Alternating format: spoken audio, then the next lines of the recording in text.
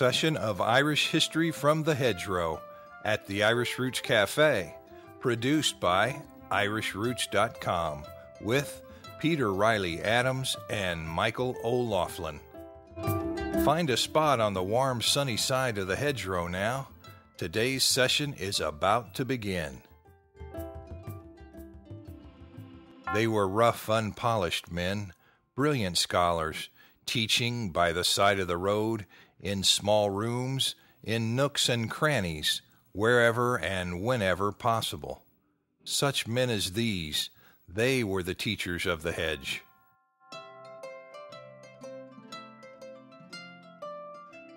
Welcome, ladies and gentlemen. We're continuing on our discussion and our talk in our new series. This is a continuation of An Gorta Mór, the Great Hunger, the Irish Potato Famine.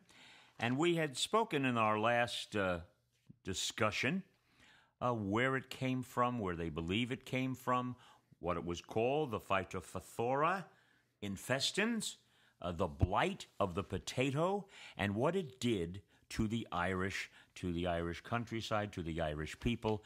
And we just talked a lot about how we saw it happening, and we wanted to continue on with what was some of the responses and other things that occurred because of that famine, because of that lack of food, and how people were going to respond. The response was political. The response was somewhat philanthropic.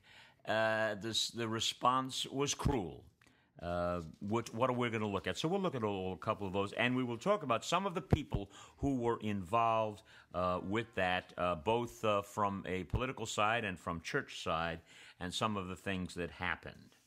There was a movement afoot before the famine to reverse things like home rule and to give the Irish more control over their own economy and their own life, but that was surely put to a quick end with the famine, not to come back for another, 20 years?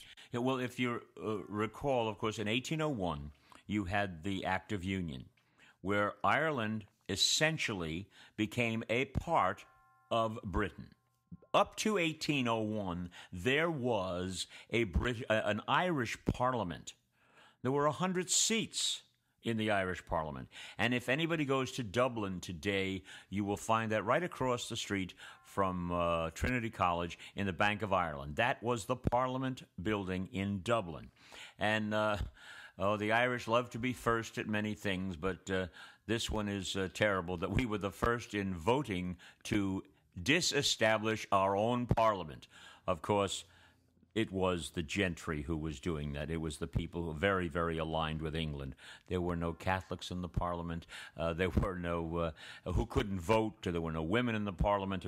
Everything was related to England. And with the Great Union, the George III of happy memory of the 1776 rising of the Americans and our Declaration of Independence, George III is the one who pushed this and wanted to have an act of union. They got it. And so Ireland and England all became one.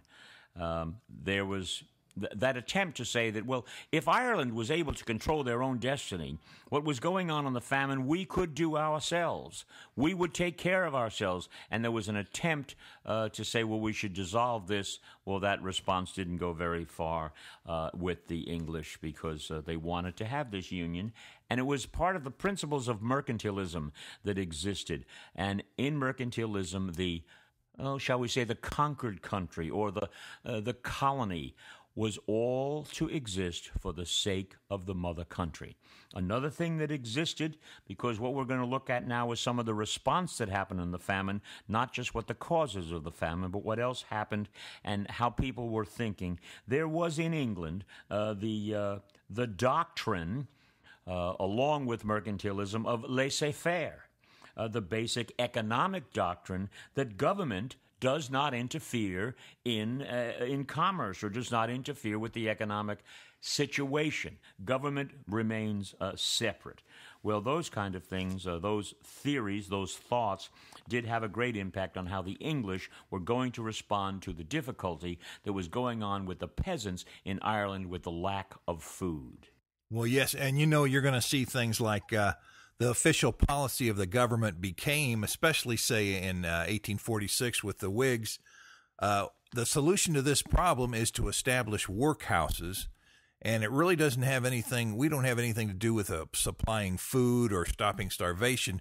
We'll just make workhouses, and that's the economic solution. And then Irish have to take it from there.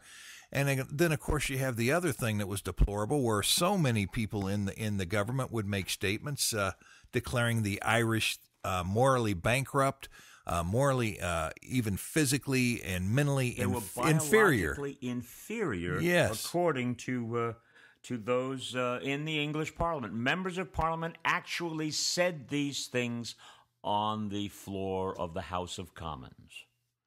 And there were a couple of prime ministers from England, if we go to that particular period. Earlier in our previous discussion, we talked about Robert Peel. Now, Robert Peel, some look upon actually as having not been that bad in his first response, but because of his response, he didn't remain in office. He was not reelected, or his party, the Tories, were not reelected, and so another government took over. But Peel was the one who wanted to send corn, who wanted to send some kind of food. He thought it was okay. He wanted to alleviate the suffering. He thought it was right. But that laissez-faire is what kind of stopped him. He stretched the rules, and he wanted to bring Indian corn from the United States. Well, so there it comes, and they're feeding the corn, but he loses his power. And the next one was John Russell, who became prime minister in 1846. Now, Russell had an interesting fellow around with him in the bureaucracy of the government, and Russell was very anti-Irish.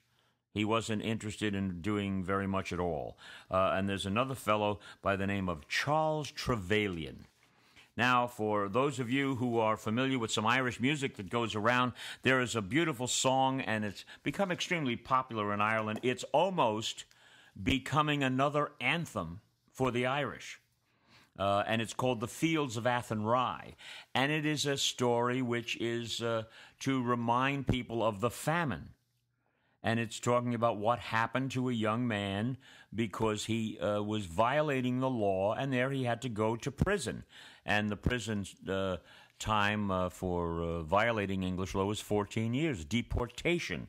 And in the song Fields of Athenry by Pete St. John, it says that you stole Trevelyan's corn so the young might see the morn. Now a prison ship lies waiting in the bay. Well, Charles Trevelyan was an administrator and the assistant secretary of the Treasury, though some have listed him as a secretary of agriculture or the minister for agriculture in the times. He lived 1807, 1886, but in 1846 he was this minister for agriculture, and it was his job to try to take care and bring some relief to the Irish during the famine. But he was motivated by a strong dogmatism and a very liberal economic theory, and he thought that the Irish should take care of themselves, that it wasn't the job of the British government to feed the Irish people. But what it was the job is to provide work so that they could then buy the products so that they could then feed themselves. The problem, of course, was that there was nothing to buy, and the amount of which they were paid, a shilling a day, would not even permit them to buy enough to sustain themselves. Well, is there anything, any bright spots? Who helped the Irish? What good thing might have happened during this time that we can talk about? Surely there were some people that could and would help. I think there were a couple of organizations that set up and helped feed, one from England, and then the Quakers. Now, what do we know about the Quakers? The Quakers, the Society of Friends, they actually were very good, very wonderful people who came to try to help the suffering. They came to find out where people were, to find out what the conditions were. They even brought food, and they worked with the people to try to help alleviate it. But, of course, the whole notion of what went on was so disastrous that even they fell into some problems. There was a William Foster, who was a group, who was part of the group of the Society of Friends, and they looked at things, and he He was devastated by what he found. Yet the Quakers, they were great compassion, they're great organizers, and we know even to this day the Quakers have done some wonderful things. And they gathered boatloads of food and transported it to Ireland. But then there was the problem of how did you distribute all of these things to the remote areas of the island? And that's when the governmental things got in the way. How do you get the food? Here it is. Now what do we do with it? One of the things, American Indian food was sent over, maize was sent, corn. But we know there's different strains of corn. And in Europe for so long, corn was seen, that was what went to the pigs. Didn't go to the people. And so how did they use corn? Well, you grind it down as the Indians did. But apparently maize needs to be ground twice. Well, Trevelyan didn't think it needed to be ground twice. He never heard of such a thing. So he only had it ground once. And, of course, it wasn't done properly. Otherwise, the people had a reliance on potatoes, not on grains. They did make other things from the corn, but it made them sick, and it caused other problems. Talking about the corn that came from America, the Indian corn on ships, there was also 4 ships that were sent by a sultan, and from what I read, it was in opposition. The Queen actually said you cannot send those ships, and you cannot donate more money to the relief of the famine Irish than I have. So that really put him in a box. But he went ahead and sent 4 ships to Ireland who actually made it through a little blockade, according to what I've been hearing. And he got the food to the people. But it's really interesting where some of the help came from. Well, it came from people who had compassion and who in their own societies had seen starvation. You know, famine occurs to this day. There's famine occurring in various places in the world, but we're not always reminded of it or we're made aware of it. But yes, I understand it was a Turkish sultan who did send corn. And of course, there's also the story that there was many ships of food leaving Ireland to go to England. It came from the land owned by the landlords who were in Ireland, displaced landlords or absentee landlords, and that food was not given to the peasants because they should be paying for it, and that food went to England. There was a lot of food in Ireland. It just wasn't given. And John Russell, the Prime Minister, said, "I do not believe it is the power of the House of Commons to prevent dreadful scenes of suffering and death that occur in Ireland." Well, that's that right. laissez-faire attitude. I've read in 2 different sources. Of course, the book The Great Hunger is one of the great popular histories, and there's also the Gill History of Ireland. And I've seen 2 different statements made there on the food that are striking. In The Great Hunger, the book states that for the entire reign of the famine, more food was shipped out of Ireland than into it. And in the Gill History of Ireland, this was written about 10 years after the Great Hunger. Toohey, I think it is, he states that for all but about a 5 or 6 month period at the heart of the famine, there was more food sent into Ireland than out. So more and more I'm hearing people say that the problem was, like you were saying, not necessarily food, but how to get it, because there was food there maybe to feed the troops, maybe to feed government officials. And we can really relate to that. You know how politicians operate. They take care of themselves first sometimes. So that might have been a problem. The food was there, so the people they couldn't get a hold of it. They didn't have money to buy it, and they were so weakened that the disease just kept weakening them, and they died from those diseases we mentioned earlier. And they were suffering not only from the lack of food, but because if they were, say, renting the property, which they worked as a farm, and they became smaller and smaller, and the potato rotted in the ground, this putrid mush as it became, then they went to other things. If they didn't pay their rent, and there's the stories that I was told in Ireland where they would come, your rent, say, was 10 pence for the month, and you had 9, and you would walk up to pay your landlord and he would push your money off of the top, and it would go falling on the ground, because if you didn't have it all, you didn't have any. And off your land you would go, and they would send constables or whoever to get you off of your land. Now, you didn't have any land. Well, if you didn't have any land, how could you support yourself? They took your house, and there was a law in England that an Irishman, an Irish Catholic, had to be in his house between sunset and sunrise. Well, if you don't have a house, how are you going to get into it? And then they had the Vagrancy Act. Well, you're walking along, and apparently you have no place to go, so you must be a vagrant, and you could be given 14 years transportation, meaning that you were sent to jail. Also for stealing. In the song, as I said, of the Fields of Athenry, he stole the corn. 14 years, deportation. Off you go. The rules, when you actually read these rules, you think, is this a fairy tale? This can't be a real story. It is a real story. It's some of the things that happened and that were done to the Irish for the sake of saying, well, we're not sure. The Labor Rate Act, specific conditions, was that there was work given, and there were workhouses. You mentioned workhouses. But the work done by Irishmen must be, this is unbelievable, non-productive and non-profitable. If you've ever been in Ireland, and especially in the west of Ireland, and you've seen rock walls everywhere, and you go, what are those for? And, of course, today they say, well, that separates one farm from another. No, it doesn't. Or that's how you keep the cattle in. No, it isn't.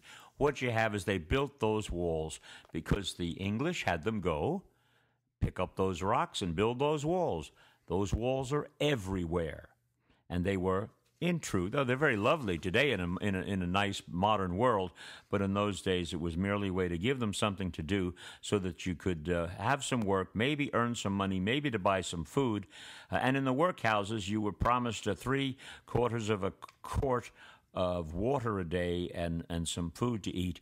But the truth is the people who were running the workhouses weren't always giving you what you were entitled to, and it made things a lot worse. Well, you know, I've heard stories of the final times, and I've heard stories of Irish wakes in America, of course, but there was a different kind of wake that occurred, especially during the famine and with so many people leaving. Have you heard any stories about that? Well, now, if you think about what the English did in Ireland, and if you've been in Ireland, you discover, now, of course, since the Republic, things have changed, and there are some forests growing. But the English took all the forests off of Ireland. They took all the wood so that they could build themselves beautiful homes in England. So there was very little wood. Well, now, if you don't have any wood, and of course you're in a terrible situation here in the 1840s, and a lot of people are dying, what do you do with the dead? There came a thing, in fact, that they would have a coffin, but it had a sliding bottom. And so they would take the coffin to the ground, and as they would lower the coffin, they would pull the bottom out, and the body would just fall into the ground. There were no coffins available because there wasn't very much wood available.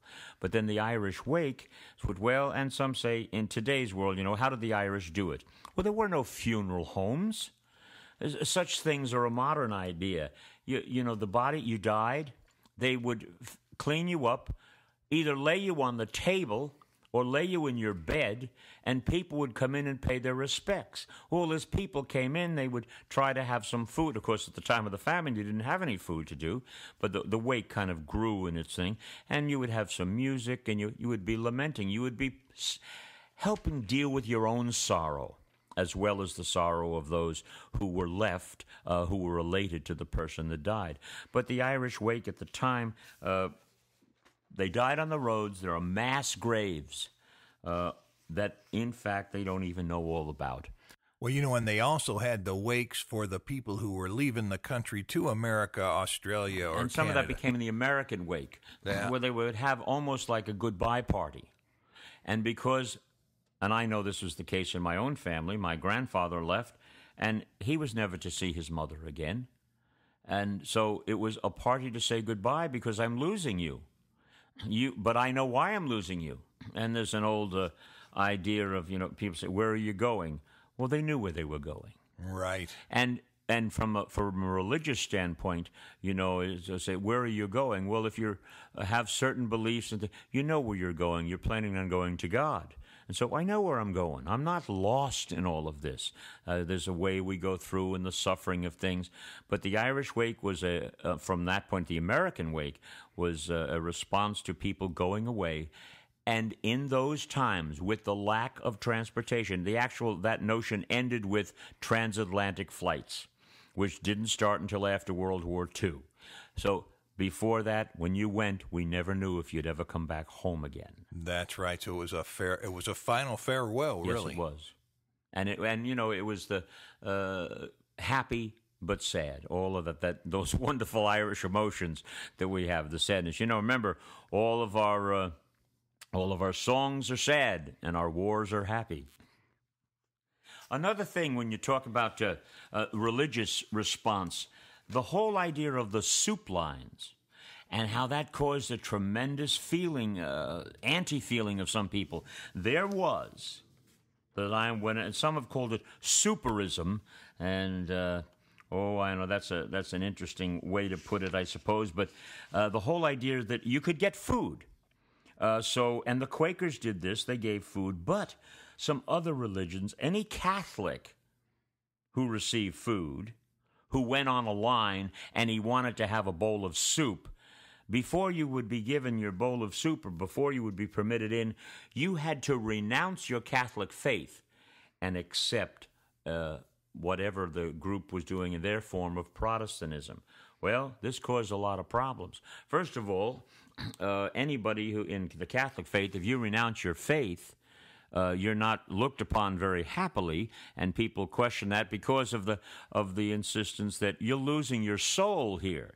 Not only your life, you're in your soul. So many of the Catholics who wouldn't go to have the soup, to renounce their faith, were confronted with this problem. Shall I suffer here with hunger, or shall I relieve my hunger and lose my soul? It became a very interesting religious problem. And if you did it, you were ostracized from your family or from the community. Remember, Ireland was still 90% Catholic. And so that causes a whole notion, and you didn't want to betray who you are, who your community is. It's just that whole idea. And what part of it is you're defending yourself against the English, against their church, against the attacks.